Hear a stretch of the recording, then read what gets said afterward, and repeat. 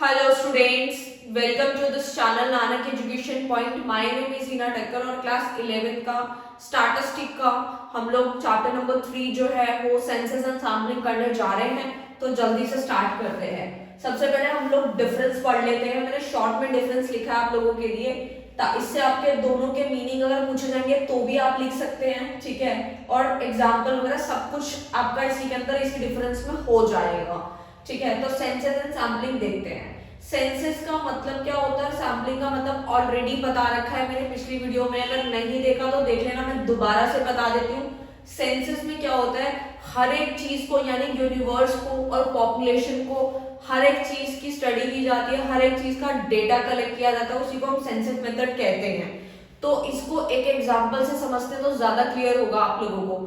देखो, सेंसस का means he यही है कि पॉपुलेशन और यूनिवर्स की बात की जाए, तो इसमें इसका मतलब है कि जैसे कि क्लास 11th है, ठीक है। क्लास 11th में 30 स्टूडेंट है। सपोज आपके स्कूल में आप क्लास 11 के स्टूडेंट्स हैं और आपकी क्लास में 30 स्टूडेंट्स हैं और सर्वे कलेक्ट किया जा रहा है कि 30 स्टूडेंट से एक एक बच्चे से जो है डेटा कलेक्ट किया जा रहा है कि किस बच्चे को किस टाइप का पिज्जा पसंद है। लाइक पिज्जा हर किसी को पसंद होता है बट अलग अलग तरह का, लाइक किसी को अनियन पसंद होगा, किसी को कैप्सिकम, किसी को कॉर्न, तो अलग अलग टाइप से होते हैं। तो इस चीज में सर्वे किया गया, तो हर एक स्टूडेंट्स की राय जानी गई, यानी कि 30 स्टूडेंट भी जोड़ जाएंगे वो हमारी पॉपुलेशन और यूनिवर्स उसे कह दिया जाएगा, ठीक है। आई होप आप समझ गए होंगे, यानी एक एक की स्टडी करना।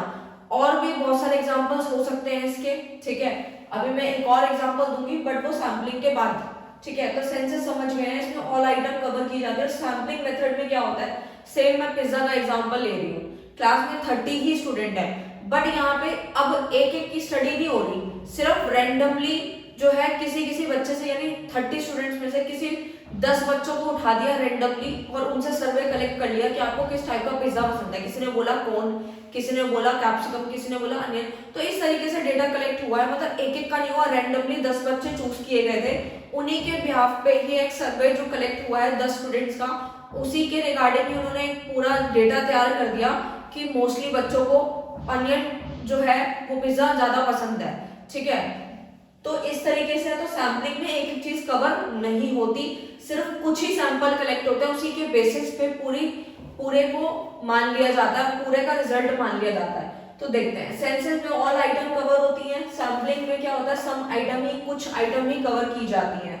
और कॉस्ट में क्या होता है, इसमें हाई कॉस्ट आती है क्योंकि इसके अंदर टाइम, मनी, एफर्ट सब कुछ लगता है क्योंकि एक एक की स्टडी होती है। सैम्पलिंग में क्या होता है, लेस एक्सपेंसिव होता है या कम एक्सपेंसिव होता है क्योंकि इसमें टाइम, मनी कम लगता है क्योंकि इसमें एक एक की स्टडी नहीं करनी होती, कुछ की करनी होती है और कुछ के बेसिस पर रिजल्ट्स निकालने होते हैं, ठीक है। टाइम में सबसे ज्यादा टाइम सेंसस में लगता है, आपको अभी पता चल ही गया होगा, और सैम्पलिंग में कम टाइम लगता है क्योंकि एक एक बच्चे की स्टडी करनी नहीं है, ठीक है। ये तो मैंने आपको स्कूल का एग्जांपल दिया है, ऐसे कंपनी में, हाउस होल्ड के बहुत सारे सर्वे कलेक्ट हो सकते हैं, ठीक है। जैसे कि एक और एग्जांपल ले लेती हूँ मैं कार का, ठीक है। कार का इस तरीके से एग्जांपल ले लिया जाता है कि सपोज क्लास 10th के स्टूडेंट्स हैं, उनमें एक एक बच्चे से स्टडी की जा रही है कि किसके घर में गाड़ी है, ठीक है। एक एक बच्चे से पूछा जा रहा है, तो वो कौन सा मेथड है, सेंसस मेथड है, क्योंकि एक एक की स्टडी की गई। अगर मान लीजिए कि क्लास में 10th की क्लास में 40 स्टूडेंट्स थे, जिसमें से सिर्फ और सिर्फ 10 या 15 बच्चों को स्टडी की गई, सबकी नहीं की गई, और उन 15 के बेसिस पे ऑन एन एवरेज रिजल्ट निकाल लिया गया कि हाँ भाई मोस्टली के पास गाड़ी है या नहीं है, जो भी सर्वे डेटा कलेक्ट हुआ था उसी को हम सैम्पलिंग बोलेंगे। टाइम इसमें ज्यादा लगता है, आपको बता दिया, इसमें लेस होता है। एक्यूरेसी इसमें सेंसस में ज्यादा देखने को मिलती है क्योंकि एक एक की स्टडी है, सैम्पलिंग में लो होती है। लो क्या होती है, एक्यूरेसी कम होती है, कम एक्यूरेट होता है, क्योंकि ये इन्वेस्टिगेटर पे डिपेंड करता है कि वो किस टाइप का डेटा कलेक्ट कर रहे हैं, मतलब किस टाइप के सैंपल्स ले रहे हैं। अगर वो बिल्कुल सही लेंगे तो रिजल्ट्स भी अच्छे आएंगे, अगर उन्होंने रैंडमली आंख बंद करके कुछ सैंपल कलेक्ट कर लिए जो कि बिल्कुल सही नहीं थे, तो उनका रिजल्ट बिल्कुल, एक्यूरेसी बिल्कुल लो होती है। सूटेबिलिटी यानी कि एरिया जो होता है बहुत स्मॉल एरिया कवर करता है, क्योंकि अगर मैं बोलूं कि पूरे वर्ल्ड की एक एक बंदे की एक एक चीज की स्टडी की जाए तो वो इम्पॉसिबल है, ठीक है। यानी कि एरिया छोटा होना चाहिए तो ही सेंसस मेथड हम अपना सकते हैं। और अगर लार्ज एरिया है, एक एक की स्टडी नहीं करनी, कुछ अजम्पशन लगाने, कुछ सैंपल इकट्ठे करके सबका रिजल्ट निकालना चाहते हैं, तो सैम्पलिंग मेथड बेस्ट होगा। आई होप स्टूडेंट आप सबको इन दोनों का डिफरेंस क्लियर है। जल्दी से हम लोग मेथड्स देख लेते हैं सैम्पलिंग के क्या होते हैं। देखो मेथड ऑफ सैम्पलिंग है, हम लोग ये दोनों कवर कर चुके हैं। सैम्पलिंग दो तरह की होती है, एक होती है रैंडम, एक होती है नॉन रैंडम। रैंडम का मीन्स क्या होता है कि कुछ भी जस्ट ऐसे ही डेटा को कलेक्ट कर लिया। जैसे इसमें दो मेथड होते हैं, तो लॉटरी मेथड होता है और दूसरा होता है रैंडम नंबर, रैंडम नंबर्स। देखो लॉटरी मेथड आपने बहुत पहले कब से सुना हुआ होगा कि बहुत टाइम पहले लॉटरी का ट्रेंड बहुत था, लाइक 10 रुपए 20 रुपए लोग लगाते थे। आप अपने पेरेंट्स से पूछिएगा लॉटरी के बारे में, वो जरूर आपको बताएंगे। पहले भी बहुत चलता था, अभी भी देखा होगा फोन में मैसेजेस आते रहते हैं। सो अभी तो इतनी एक्यूरेसी नहीं है, पहले होता था 10 रुपए 20 रुपए लगाओ, उसमें काफी बड़ी बड़ी गिफ्ट्स, गाड़ियां, मतलब काफी कुछ होता था। तो वो लॉटरी मेथड होता था, सबको इक्वल चांस दिया जाता है। पैसे भी सब लोग लिमिटेड लगा रहे हैं, जितना सब लोग एक जैसे लगाते हैं, बट उसमें लक चलता है, ठीक है। जिसका लक चलेगा मतलब उसको जो है वो जीत जाएगा। तो ये रैंडम होता है, ठीक है। एंड रैंडम नंबर क्या होता है, रैंडम नंबर्स में भी क्या होता है कि कुछ नंबर्स लिख के बॉक्स में डाल दिए जाते हैं और जो है उसमें से भी रैंडम नंबर चूज करके जो जीत जाता है उसके पास जो होता है वो भी रैंडम सैम्पलिंग होती है। बट ये लार्ज एरिया को कवर करता है, लॉटरी जो है शॉर्ट को करता है, कम एरिया को कवर करता है। मेरिट्स क्या रहते हैं इसके, इक्वल चांस मिलता है जो अभी आपको पता है, फ्री फ्रॉम पर्सनल बायस। देखो बायसनेस का मतलब क्या होता है, भेदभाव होता है। इसके अंदर जो होता है कोई भी भेदभाव नहीं होता क्योंकि सबको इक्वल चांस मिला है, ठीक है। तो free from personal bias, biasness में नहीं होती। तीसरा बहुत सिंपल मेथड है रैंडम, ओके। डीमेरिट देखते हैं रैंडम सैम्पलिंग का, मेथड डज नॉट गारंटी, इसमें कोई गारंटी नहीं मिलती हर किसी को कि कोई जीतेगा, क्योंकि सब लोगों को इक्वल चांस मिला है, वो तो उनके लक पे डिपेंड करता है कि वो जीतेंगे या हारेंगे, तो गारंटी नहीं है। डज नॉट गिव वेटेज, उसमें वेटेज भी नहीं दी जाती। तो रैंडम हम लोग क्लियर कर चुके हैं। हमें नॉन रैंडम सैम्पलिंग के कुछ पार्ट्स जो है उसके मेरिट डीमेरिट पढ़ने हैं। मैं ज्यादा नहीं बताऊंगी, सिर्फ मेरिट भी दो है और डीमेरिट भी दो है, ठीक है। ज्यादा नहीं है, ये मिनिमम है, ठीक है। मैक्सिमम तो अब कितने भी पूछे जा सकते हैं, मतलब 3 या 4 ही पूछेंगे, बट 2 सफिशिएंट रहेंगे, ठीक है। तो दो याद कर लो, वो भी बहुत रहेगा आप लोगों के लिए।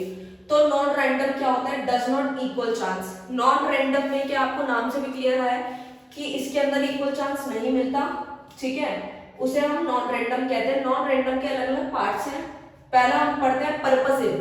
पर्पसिव मेथड कौन सा होता है, देखो नाम से क्लियर है, पर्पस, ठीक है। तो आप इसको पर्पस से भी याद रख सकते हैं, अकॉर्डिंग टू द पर्पस, यानी कि इन्वेस्टिगेटर की पर्पस, उसकी मर्जी के हिसाब से यहाँ पे सैंपल इकट्ठे किए जाएंगे। जैसे कि मैं इसका एग्जांपल लेती हूँ सोप का।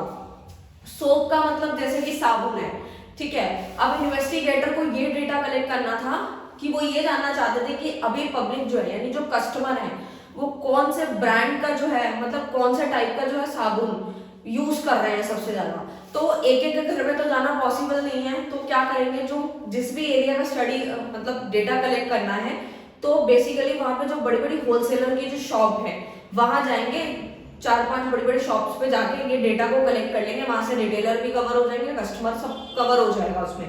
तो बेसिकली उनका पर्पस क्या था कि वो सोप के बारे में स्टडी करना चाहते हैं। ऐसे इन्वेस्टिगेटर पर डिपेंड करता है, वो जिस भी चीज के अकॉर्डिंग टू द पर्पस, उनके पर्पस के हिसाब से जिस भी चीज का डेटा कलेक्ट करना है उसके हिसाब वो अपने डेटा कलेक्ट कर सकते हैं, ठीक है। उनकी खुद की चॉइस है। तो इसका फायदा यह है कि बहुत सिंपल है, फ्लेक्सिबल होता है, इजीएस्ट है। इसकी बुराई है कि इसमें पर्सनल बायसनेस देखने को मिलती है। क्यों मिलती है, क्योंकि इसमें पर्पसिव है, अकॉर्डिंग टू द इन्वेस्टिगेटर, यानी इन्वेस्टिगेटर की मर्जी है कि वो डेटा कहां से कलेक्ट करना चाहता है, उसका पर्पस क्या है, क्योंकि वो यहाँ पे रिस्पोंडेंट के बारे में नहीं सोचेगा, ठीक है। रिजल्ट बिकम डाउटफुल, इसमें डाउटफुल रिजल्ट्स भी आ सकते हैं। क्यों आ सकते हैं, क्योंकि इसके अंदर डिपेंड कर रहा है इन्वेस्टिगेटर पे। अगर इन्वेस्टिगेटर ने सही ढंग से कलेक्शन किया है, सब कुछ किया है, तो सही है, नहीं किया, जल्दी जल्दी में किया है, या फिर बस टाइम पास कर लिया, तो फिर जो रिजल्ट्स है वो डाउटफुल आने ही आने। तो ये क्लियर हो गया आप लोगों को। अब जल्दी से दूसरा वाला देखते हैं, स्ट्रेटिफाइड यानी मिक्स्ड सैम्पलिंग क्या होती है। तो देखो इसको एक एग्जांपल से ही समझाती हूँ, क्योंकि ऐसे समझ में नहीं आने वाले। देखो सपोज मान लीजिए क्लास 11th में 40 स्टूडेंट्स हैं। 40 स्टूडेंट्स के अंदर 2 ग्रुप्स में मैंने क्या किया है, पहले होल क्लास, मतलब जो पूरी क्लास थी उसमें 40 स्टूडेंट्स बैठे थे, जिसमें से मैंने डेटा को, जो 40 स्टूडेंट है उसमें से करना ये था कि ग्रुप बनाने थे, यानी कि ग्रुप को हम स्टेटा बोल रहे हैं इस मेथड में, ठीक है, यानी कि स्टेटा। तो 40 स्टूडेंट को मैंने 2 ग्रुप्स में बांट दिया। सपोज मैं इन्वेस्टिगेटर हूँ, क्योंकि अभी एग्जांपल समझाने के लिए मैं इन्वेस्टिगेटर बन जाती हूँ आप लोगों के लिए, क्योंकि आपको बहुत इजी वे में समझाना है। सो मेरे को ये एग्जांपल बेस्ट लग रहा है क्योंकि मैं इन्वेस्टिगेटर हूँ, तो इस टाइम पे आप मेरे को मान लीजिए इन्वेस्टिगेटर। सो 40 स्टूडेंट्स हैं जिसमें मैंने 2 ग्रुप्स में स्टूडेंट्स को बांटा, ग्रुप ए ग्रुप बी, ठीक है। तो 40 स्टूडेंट्स में 20 स्टूडेंट ग्रुप ए में बांटे मैंने और 20 स्टूडेंट्स ग्रुप बी में बांट दिए, ठीक है।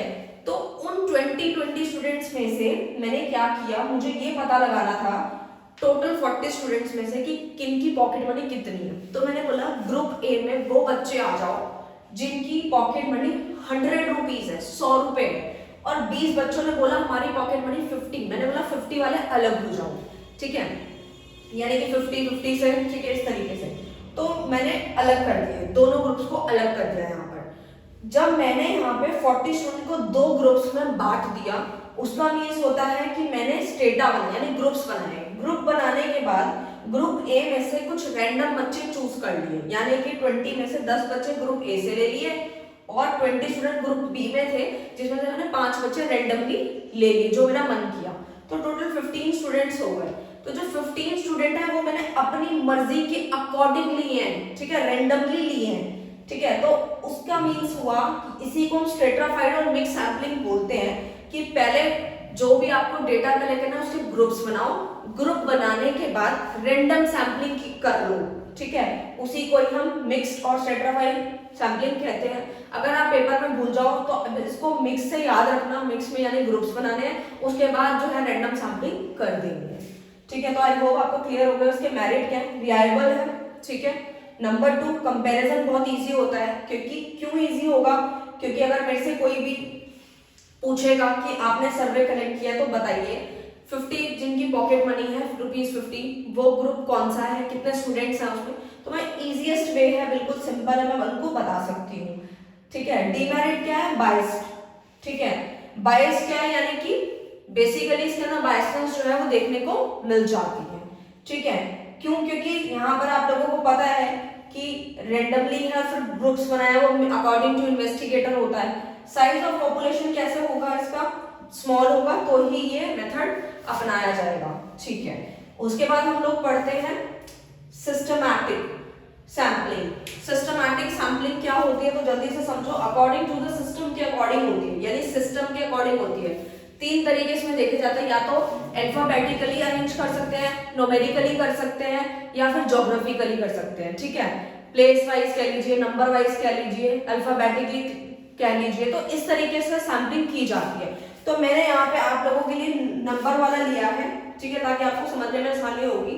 जैसे मान लीजिए कि एक क्लास है 11th की ले लीजिए, जिसमें कॉमर्स, साइंस, ठीक है, एंड आर्ट्स स्ट्रीम, तीनों को मिला के 100 स्टूडेंट्स हैं।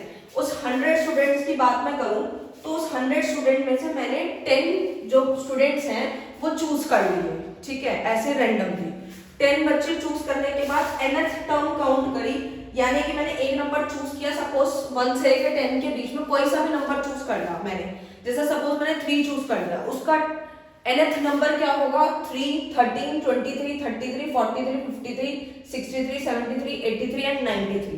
तो इस तरीके से नंबर्स होंगे, ठीक है। तो यानी मैंने सिस्टम के अकॉर्डिंग उनको अरेंज कर दिया, ठीक है, तो उसी को बोलते हैं सिस्टमैटिक सैम्पलिंग। इसका फायदा क्या है, सिंपल है बिल्कुल ही, किस मेथड के अकॉर्डिंग करना है, क्योंकि आपको एक बार मेथड समझ आ गया तो डेफिनेटली वो आगे होता रहेगा, ठीक है। और मेरिट डीमेरिट क्या है इसका, यानी इसकी बुराई क्या है, नो गिव इक्वल चांस, इसमें हर किसी को इक्वल चांस नहीं मिल सकता, ओके। तो ये आपको क्लियर हो गया होगा। जल्दी से हम देखते हैं कोटा सैम्पलिंग क्या होता है। कोटा मीन्स होता है सेम वो स्ट्रेटिफाइड और मिक्स सैम्पलिंग की तरह ही होता है लगभग, लेकिन एंड में थोड़ा सा चेंज हो जाता है। कैसे चेंज होता है, सेम वही एग्जांपल जो मैंने अभी आपको पॉकेट मनी का बताया 40 स्टूडेंट का, सेम ही एग्जांपल है। 2 ग्रुप्स हैं, 20 ए ग्रुप में, 20 बी ग्रुप में, और उसके बाद जो है 2 ग्रुप बनाने के बाद क्या किया गया है, जो सैम्पलिंग की गई है, और यहाँ पे तो मिक्स्ड में क्या किया गया था कि रैंडमली चूज किए गए थे, लेकिन यहाँ पे ग्रुप बनाने के बाद रैंडमली चूज नहीं होते, अकॉर्डिंग टू कन्वीनियंस, किसके कन्वीनियंस के हिसाब से, इन्वेस्टिगेटर को जो कन्वीनियंट लगेगा उनके कन्वीनियंस के हिसाब से जो है वो चूज कर लेंगे, उसी को हम कोटा सैंपलिंग बोलते हैं, ठीक है, तो याद रखना। ओके, उसके बाद आता है लास्ट है और आखिरी है कन्वीनियंस सैंपलिंग क्या होती है, ठीक है। कन्वीनियंस नाम से भी क्लियर है, अकॉर्डिंग टू कन्वीनियंस, यानी इन्वेस्टिगेटर को जो चीज अच्छी लगेगी वो उसकी सैंपलिंग करनी शुरू कर देगा, चाहे वो रैंडमली हो, कौन सा मेथड लगाना है, उनका पर्पस क्या, मतलब जो उनको ठीक लगे, अच्छा लगे, जिसमें इन्वेस्टिगेटर खुश हो, तो वही वाला मेथड वो अडॉप्ट कर लेंगे, ठीक है ना। तो मैंने पूरा चैप्टर कवर कर दिया है स्टूडेंट्स, और ये चैप्टर ओवर हो गया है, ठीक है। तो नोट्स आप लोग बनाते रहिए साथ में और पढ़ाई करते रहिए, ठीक है। पूरा चैप्टर फिनिश है, and all the best for future students, thank you so much.